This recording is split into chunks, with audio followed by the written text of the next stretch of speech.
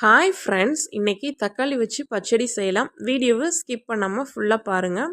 First time பார்க்குறவங்க சேனலை subscribe பண்ணிவிட்டு பாருங்கள். ஒரு கடாயை அடுப்பில் வச்சுக்கோங்க. அதில் 1/4 கப்பு வேர்க்கடலை சேர்த்துக்கோங்க. சேர்த்துட்டு நல்லா வறுத்துக்கோங்க. கருகிடாமல் வறுத்து எடுத்துக்கோங்க. அதை இப்போ ஒரு பிளேட்டுக்கு மாற்றி ஆற வச்சுக்கோங்க. 4 மீடியம் சைஸ் தக்காளி எடுத்து கட் பண்ணி வச்சுக்கோங்க.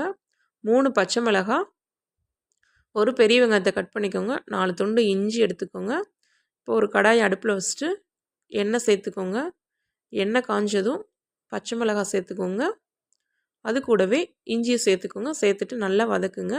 பச்சை மிளகாவை இப்போது தனியாக எடுத்து வச்சுக்கோங்க.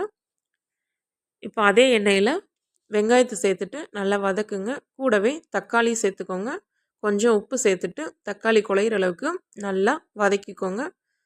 வதக்கிட்டு இப்போ இது கூட ஒரு கைப்பிடி அளவுக்கு கொத்தமல்லி சேர்த்துக்கோங்க. சேர்த்து நல்லா வதக்கிட்டு 5 நிமிஷம் ஆற வச்சுக்கோங்க. இப்போ மிக்ஸி சாரில் நம்ம வறுத்து வச்ச வேர்க்கடலையை தோல் நீக்கிட்டு சேர்த்துக்கோங்க. அதை நல்லா கொரகொரப்பாக அரைச்சிக்கோங்க.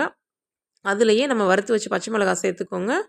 கூடவே வதக்கின தக்காளி சேர்த்துக்கோங்க. சேர்த்து நல்லா கொரகொரப்பாக அரைச்சிக்கோங்க. அரைச்சிட்டு அதை ஒரு பவுலுக்கு மாற்றிக்கோங்க.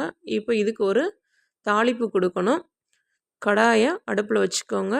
காஞ்சதும் எண்ணெய் சேர்த்துக்கோங்க.